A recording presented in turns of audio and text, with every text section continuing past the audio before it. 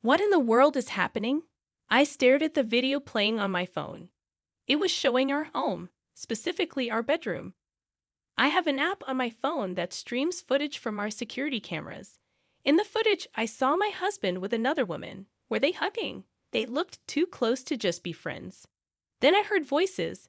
You sure she has no idea? Yeah, I've been following your plan perfectly. She's clueless, believes everything. I can imagine it. They laughed and playfully fell onto the bed. I was shocked because that woman was my own sister. I'm Nancy Hadley, 50 years old. My husband David, who's turning 55 this year, and I have been married for 20 years. We don't have kids, and it's just been the two of us. Life was comfortable until about 10 years ago when David was diagnosed with early onset dementia. Over time, his mistakes became more serious.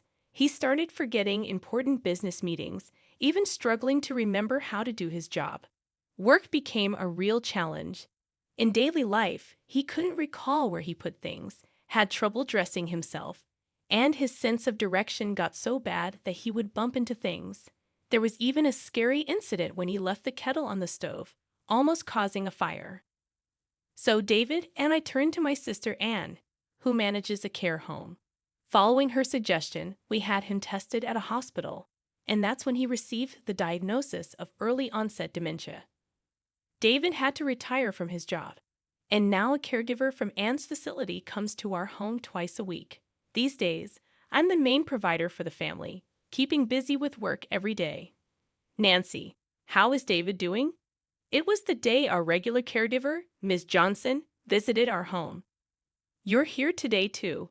He's your husband, so I'm concerned. After all, we're like family. Since we started relying on Anne's facility, she would often check in before I left for work. She's been caring for David like a brother since we got married. Back when we were younger, she always wanted a big brother, and she was the most heartbroken when David was diagnosed with dementia. Despite being busy with her own work, her frequent check-ins meant a lot to us. Thanks to Anne and Ms. Johnson, I can leave David at home with peace of mind while I work. My income is crucial for our finances, and I'm grateful to both of them. However, they can't come on weekends, so I bear the caregiving responsibility alone during that time. Balancing work on weekdays and caring for David on weekends leaves me with very little time for myself. I wasn't fully aware of it, but I must have been quite exhausted. A nurse, familiar with me from the hospital, where I took David for his regular checkup, noticed my fatigue. Mrs. Hadley, taking care of your husband is undoubtedly tough. But you also need some time to rest on your own. You're right. While I know I can ask Anne and Ms. Johnson for help in a pinch, I don't want to trouble them further. By the way, a new nurse at the hospital, who used to work at a specialized dementia hospital in New York, suggested, maybe she can assist you. Look, there she is. When I looked where the nurse pointed, I couldn't believe my eyes. It was Amy, my college best friend. Amy seemed surprised too, but we hugged and celebrated our reunion. Amy, who was active in the softball club in college, still looked sharp with her neat short haircut. Nancy, you haven't changed at all. Neither have you, Amy. I'm so glad to see you. Amy shared that she waited for her children to grow up, got divorced, and returned to her hometown. Just let me know when you're free for a cup of coffee, she suggested. When David, in his wheelchair, emerged from the examination room after his tests, I introduced him, saying, "Oh, this is my husband, David. It's been ages since our wedding." That's right. It's been a long time. Amy, Nancy's college friend, bent down to match eye level with David, who was seated in a wheelchair, and paused for a moment. Amy, is everything okay? Oh, sorry, David. We met once at your wedding. Is that right? I'm looking forward to taking care of you in the future. Thank you in advance. David smiled and replied. Amy seemed to look at David with a somewhat meaningful expression, perhaps noticing my puzzled look. She stood up with a smile. I've taken care of many patients like your husband, so I might be able to offer some advice. I think I can be of help, so feel free to ask. Absolutely, I'll definitely rely on you. Thanks, Amy. We said our goodbyes. Later on, I encountered Amy on several occasions, such as when I went to get David's medicine or when his health declined. Each time, Amy would look at me with concern, but I pretended not to notice and brushed it off. A few months after my reunion with Amy, David and I visited the hospital together. Just as David was called in for an examination, I heard Nancy. When I turned toward the voice, Amy looked serious. Amy, is everything okay? Your husband, David, just went in for his examination. Do you have a moment to spare? Certainly I do. Amy guided me to a counseling room. Nancy, how's it going with taking care of David? Are you worried about yourself? Thanks. I shared updates on David's recent health and mentioned how the constant caregiving without breaks was affecting my well-being. Amy attentively listened to my story. Initially, I thought she was just concerned about my health. But then she began with, "Actually, Nancy." What she said next was quite unbelievable. About a week before we reconnected, Amy started. She was out shopping in town when she saw Anne with a man she recognized. Amy knew Anne as my sister, but the man's face seemed familiar to her. When Amy approached them and Anne introduced the man as her boyfriend, it was only when we met again at the hospital that I realized it was David, your husband. It was all so perplexing. That's surprising. No wonder you had a strange look on your face back then. Amy had seen Anne and David together in town a week before our reunion. However, David seemed entirely unaware of Amy's presence. I looked different back then. I had longer hair down to my shoulders and wore glasses. I looked completely different. This might explain why he didn't recognize her, but it was still quite a revelation. There's one more thing that's been bothering me. According to Amy, David's responses at the hospital seemed strangely unnatural for someone with dementia. She mentioned that his behavior resembled someone she encountered at the hospital where she used to work, someone pretending to have dementia. The man I saw in town was walking confidently, responding clearly. He looked perfectly healthy. Could it have been a mistake? Maybe you misidentified him? I don't think so. You know David has those distinctive moles under his right eye, right? The man with Anne had them too. It's kind of a distinctive feature for a guy. I'm sorry. I shouldn't be talking about your husband that way. Amy apologized, seemingly realizing that her comment was a bit inappropriate. But it's true. David does have those moles. It's not common to find someone else with the same face and mole positioning. Could it be that David has been pretending to have dementia for 10 years and is having an affair with Anne? The story seemed unbelievable, but Amy was known for her honesty. Honestly, I don't think highly of this hospital, Amy confessed. What? The doctors here aren't great, and I've heard some bad rumors. Doesn't it strike you as odd that they have so many patients? I believe you should get a proper check to confirm if David really has dementia. Amy suggested with a serious expression. Stunned by Amy's words, I went to a big box store and purchased a home security camera. I discreetly placed it in the living room and bedroom to covertly capture what was happening while I was at work. I set it up to monitor on my smartphone and checked in during breaks. Indeed, David's actions were inconsistent with what he portrayed to me. He wasn't disoriented or confused about the placement of things. He was leading a seemingly normal life. Furthermore, when Miss Johnson, whom I had entrusted to look after David, arrived, there was no indication of her providing care. Additionally, I discovered that Anne had been frequenting my home during my absences. Their conversations were unequivocally captured on the recorded footage. You're not risking exposure by pretending to have dementia, David. No, not at all. I'm following Anne's suggestions perfectly. Pretending to be unaware of the date or the locations of things is working like a charm. Acting like I don't write or go outside. Confusing day with night. It's all part of the plan. Nancy is trusting, so I doubt she'll suspect anything. What about Miss Johnson? Is she reliable, or will she spill the secret? Oh, she's reliable. Being a single mom, she needs the money. I've increased her salary a bit, and she's been keeping things hush-hush. After sharing a laugh, they would flirt and head to the bedroom.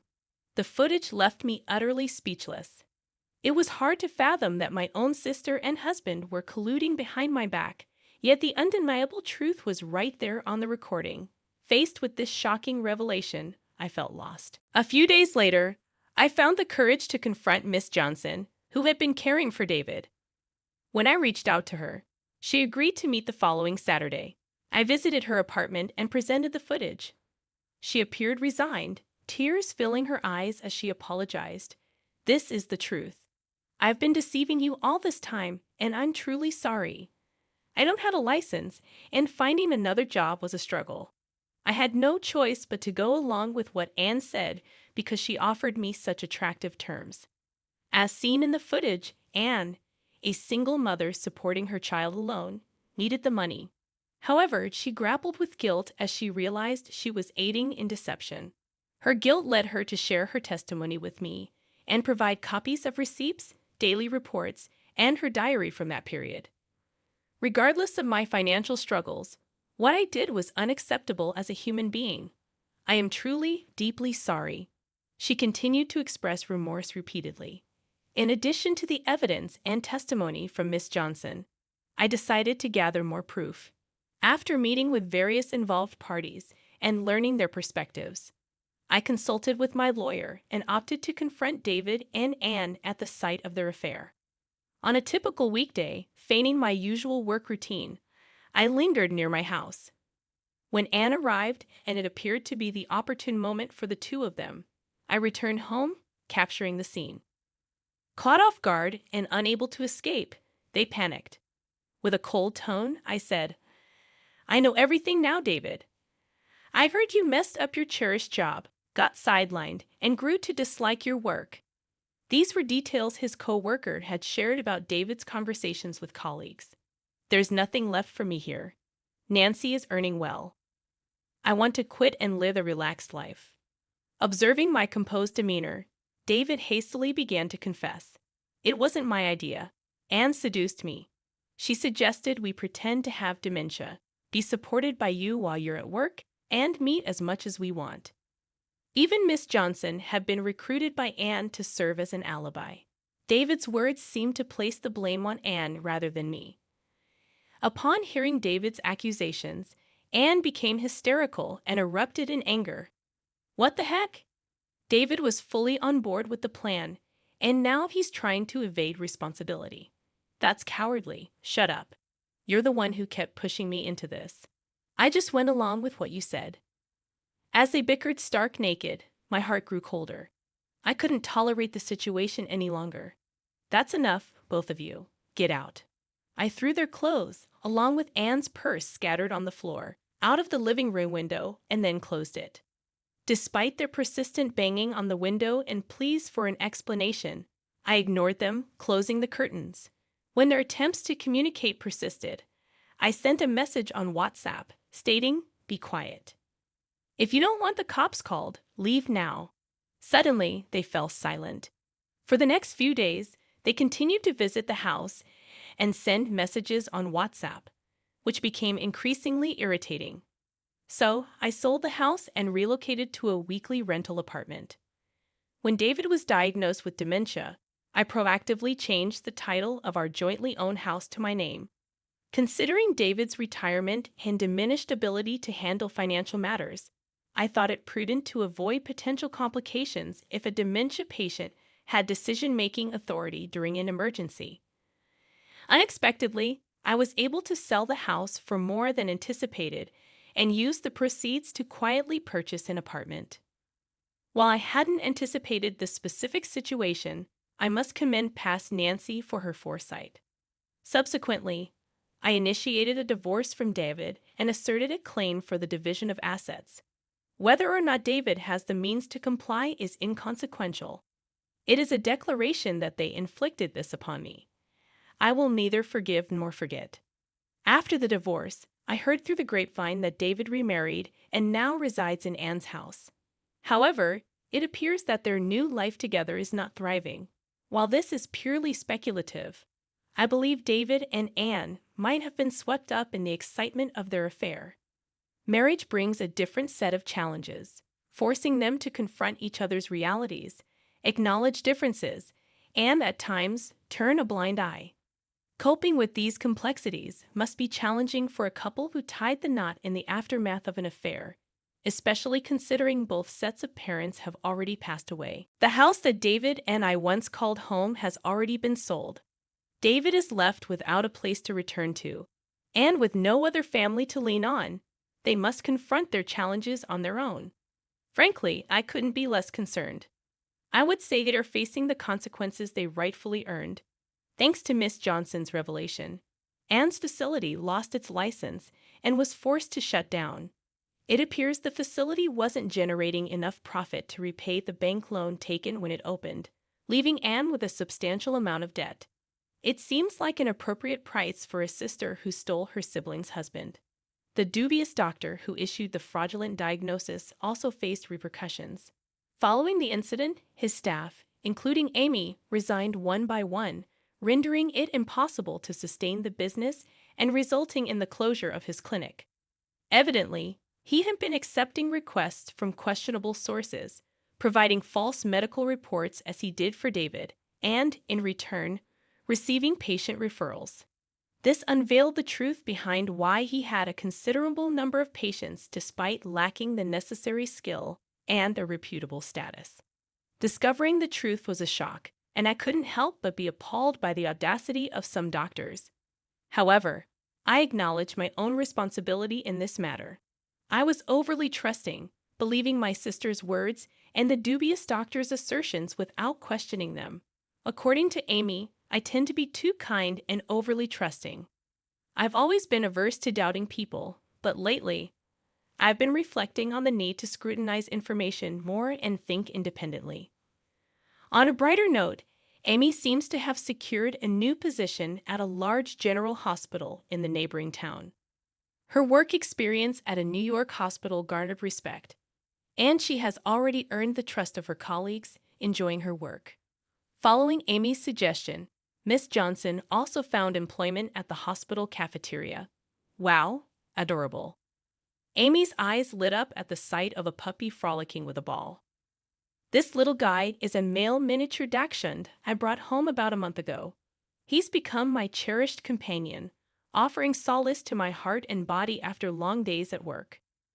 Since the arrival of this pup, Amy has started visiting my apartment more frequently. He's just so cute. I can't resist coming to see him, she claims. However, in reality, her visits are driven by concern for me, though she won't admit it. While I've lost my husband, I now get to relish enjoyable moments with my best friend.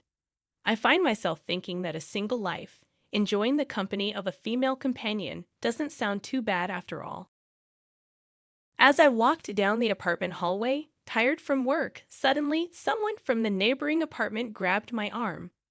Confused and scared, I screamed as I was dragged inside. It was my neighbor, Mr. Johnson, who apologized, claiming he had no choice. Suspicious, I pulled away, demanding an explanation.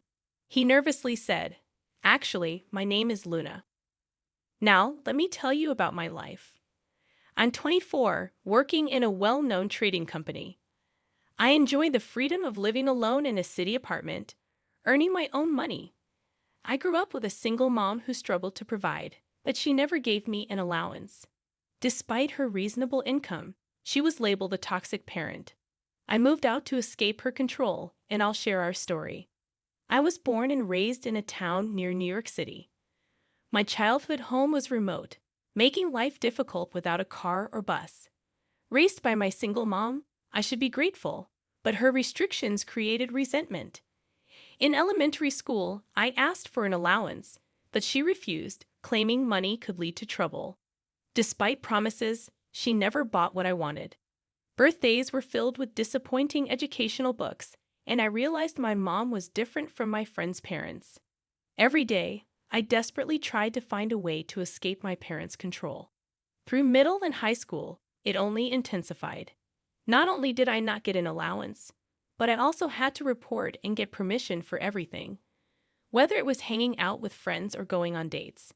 Once, after sneaking out to meet my boyfriend, I faced my mother's furious reaction the next morning. She declared that I would go without meals for the next 3 days. Without an allowance, I couldn't even buy food outside. Too embarrassed to let my friends or boyfriend know about my toxic mom, I couldn't ask them for something as simple as a snack. After 3 days of hunger, my concerned boyfriend approached me, asking if I was okay. Unable to hold back my tears, I'd opened up about my mother. I still remember the shock on his face. Although he sympathized at first, he began avoiding me afterward. 2 weeks later, I overheard him telling his friends that my mom seemed like a real problem, and he didn't want to deal with it. He thought I was desperate and kind of scary. Hearing him talk like that made me realize he felt bothered by my toxic mom, not wanting to protect me but feeling alienated. Overwhelmed with frustration and tears, I quietly slipped away to a corner of the hallway, realizing it was over with him still having feelings for him. I had to abruptly end my love for him, filled with anger towards my mom. When I got home, I lashed out at her, questioning why she had to control me. I blamed her for my boyfriend leaving and my friends distancing themselves because of her abnormal behavior. Frustrated, I vented at her, only to find her pleased that my relationship had ended. Her self-indulgent response deepened my despair. My mother couldn't understand my feelings, and her sense of righteousness ignored common sense. Controlling my life was her reason for living. Feeling dizzy and unable to contain myself, I rushed to my room. Closing the door, I cried, wishing for a lock that my mother, who enjoyed controlling me, would never allow. My mother's concerned voice interrupted, asking if I was eating dinner. Her words weighed heavy on my chest. After high school, determined to live alone, I vowed to become a college student. I channeled my frustration into studying for exams as revenge. I secretly started a part-time job, faking my mother's signature. Gradually, I earned scholarships and slipped into the acceptance range of a New York public university. When I finally told my mother about my achievements, she smiled sweetly, praising my hard work. However, her reference to University, a nearby public university, signaled that I wouldn't be allowed to live on my own. It was just a 20-minute commute from home. Despite choosing a university within New York, my mother insisted on a different one in a neighboring town. This left me feeling uneasy, as she continued trying to control me even as I was about to become a college student. Rejecting the idea of University, I expressed my desire for our chosen university. In response, my mother sternly dismissed it, insisting on University and questioning my chances of getting in. Frustrated and unable to hold back tears, I turned away from my mother and rushed to my room. Even as a college student, I couldn't escape her control. Balancing exams and part-time work was tough, and despite my efforts, it all seemed unnecessary. The frustration affected my sleep, leading me to take the entrance exam for University, getting in as expected. Before I knew it, I was a college student, and my mother surprised me with a smartphone as a celebration gift. It was a remarkable shift from her previous controlling behavior. With the smartphone, I felt liberated, like a fish in water, thoroughly enjoying college life. Making new friends and engaging in normal communication, I also focused on my future, participating in student organizations and volunteer activities. Rather than joining clubs or sports teams, I applied what I learned to secure a position at the most famous trading company in the States, located in New York. Finally, as a working adult, I got to live on my own. My mother congratulated me on my job, presenting me with a $2,000 wallet as a gift. Over the past few years, her control over me had considerably loosened. Despite past resentment, I genuinely thanked her for everything as I began living apart from her. In the end, I decided to express my gratitude, and my mother's response was, "It's nothing. Just take care and do your best." Despite her recent change in attitude, I didn't question why she was so willing to let me go. Looking back, I should have been more suspicious, understanding that my mother wouldn't easily let me go. Nevertheless, I ended up living alone in a town near the center of New York City. The rent was high, but my company's housing allowance made my personal expenses around $600 a month. The apartment building wasn't large, and I would recognize the faces of fellow residents. I lived in a corner room on the third floor, and next door lived a man named Johnson. While we exchanged greetings, our interactions were limited. Johnson seemed about 5 years older, with a slender build and a kind appearance. In New York, neighborly interactions are usually indifferent, so beyond a simple hello, I rarely spoke with Johnson. Fortunately, he didn't seem like a strange person. I kept my apartment secret from my mother, as I didn't want her showing up unannounced. When she asked about my address, I simply said, "I'll be back soon," and left it at that. She seemed a bit down but accepted it, saying, "Well, that's fine." Despite being focused on my work computer, my mother frequently called or texted me. During work, I received calls that interrupted my concentration, leading to irritation. The demanding job at the trading company, coupled with my mother's constant calls, made the situation challenging. Not just calls, but she kept sending messages, resulting in a flood of unread notifications. A chill ran down my spine, and a concerned colleague noticed my strained expression. I reassured them, "It's nothing," and managed to maintain composure, continuing my work.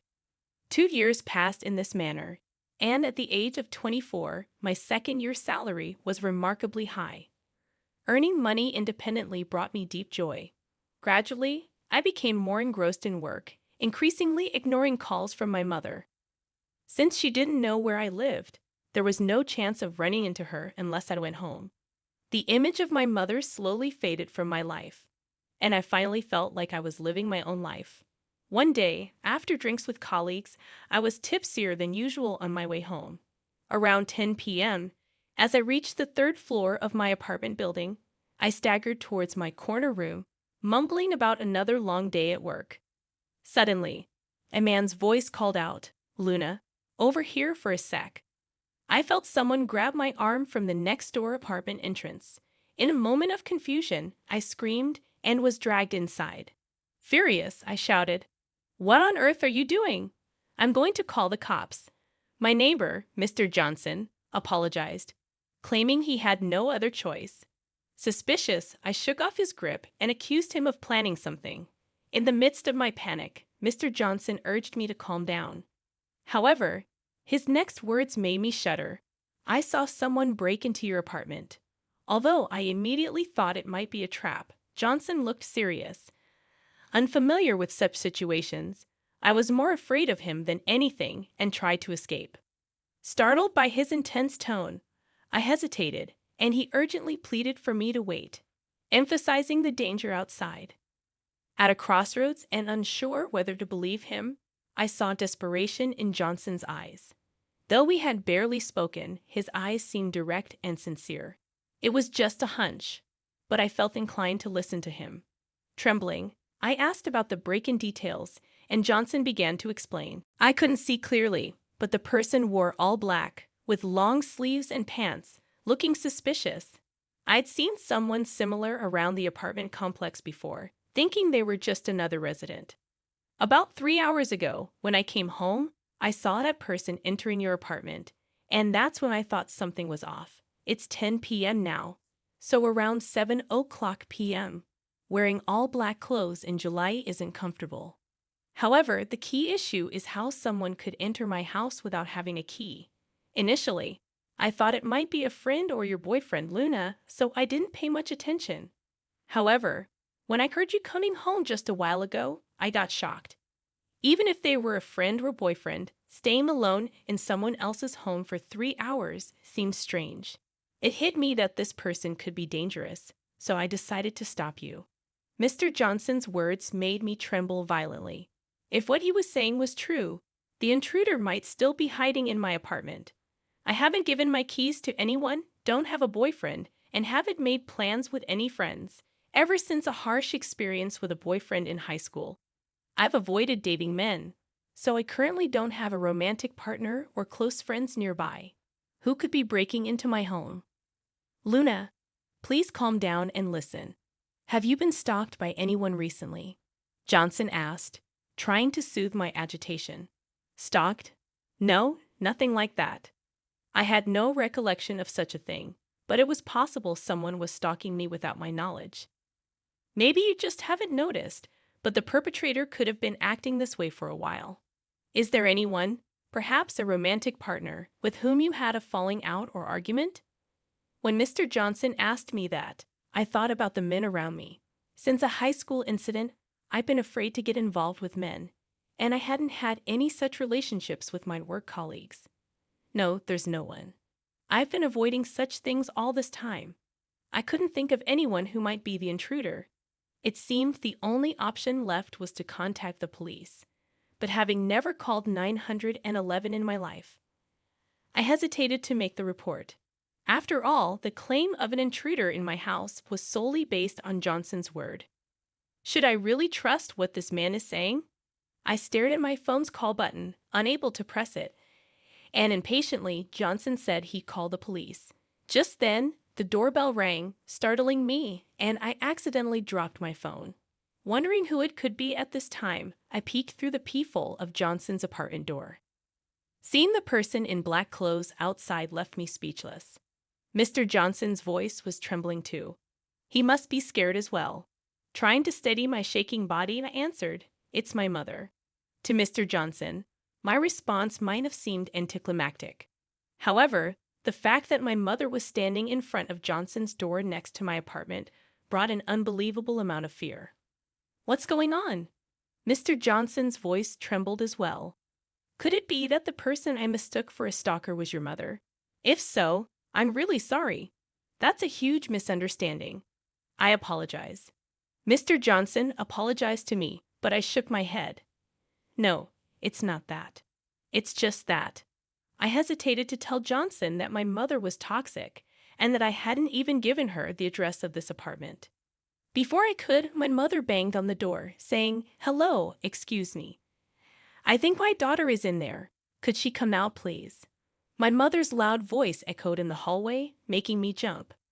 How did she know where I live? And how did she know I was here? I flung open the door, and my mother said, "Oh, Luna, finally found you. I've been trying to contact you, but you've been ignoring me. I just wanted to see you so badly. I came here. Aren't you coming home yet?" Seeing my mother standing there as if it were the most natural thing made me feel nauseous. "Mom, how did you know where I live? And how did you know I was here?" I had so many questions, dressed all in black, just like Johnson described, like a stalker. And how did she know where my house and whereabouts were? Why was she sneaking around behind my back? Well, that's easy. I put GPS trackers in that smartphone and wallet. I was shocked by my mother's revelation. The smartphone and wallet were gifts for my mother for special occasions.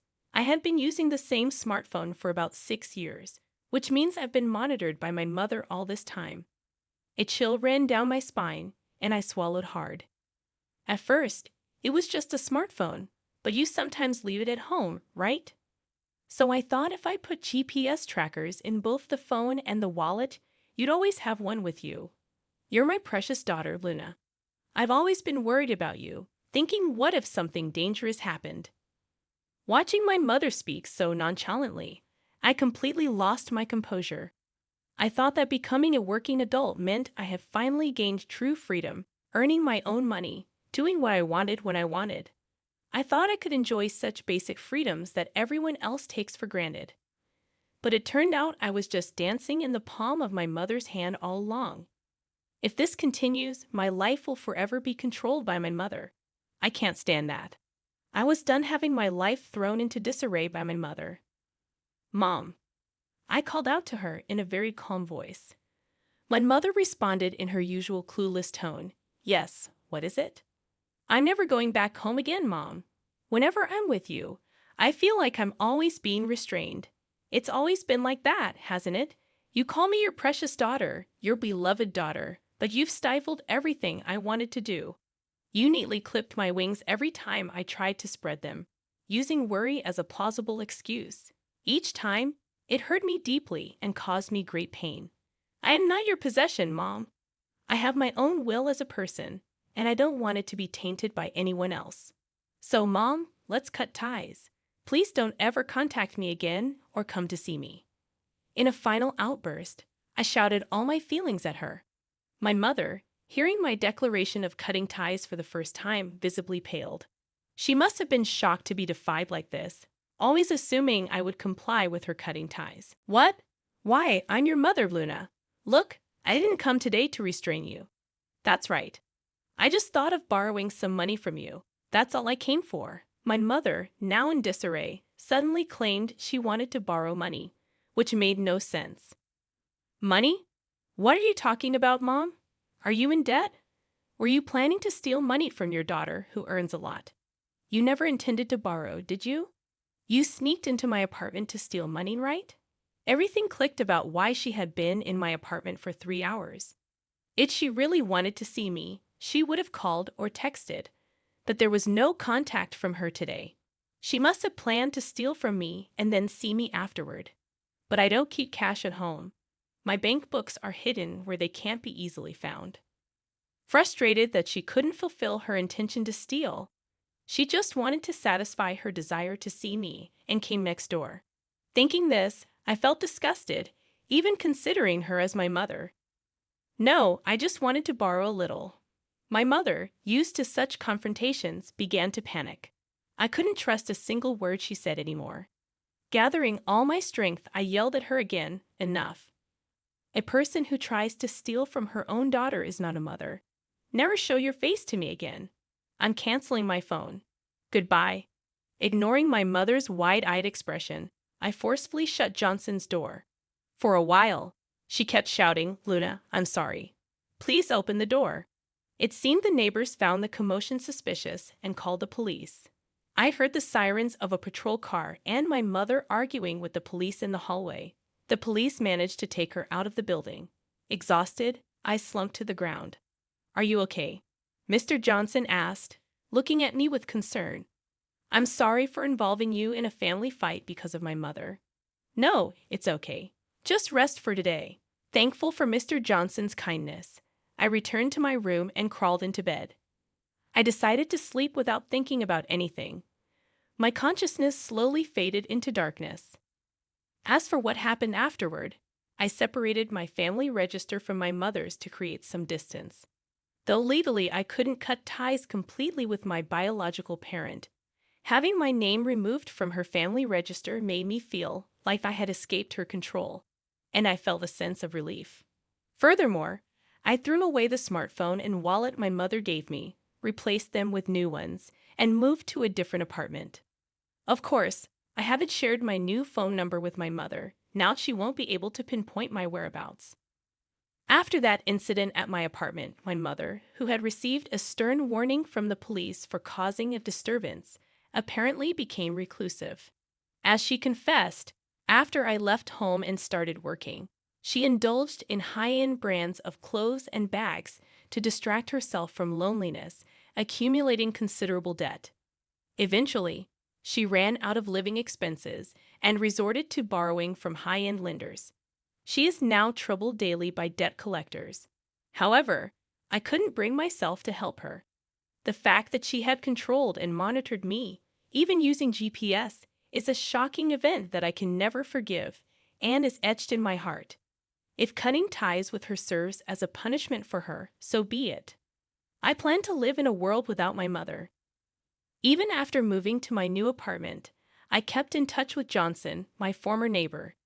Initially, I reached out to thank him, but he continued to stay in contact, and now we even go out for meals together. Having refused romantic relationships with men for a long time, escaping from my mother's control has made me more open to love.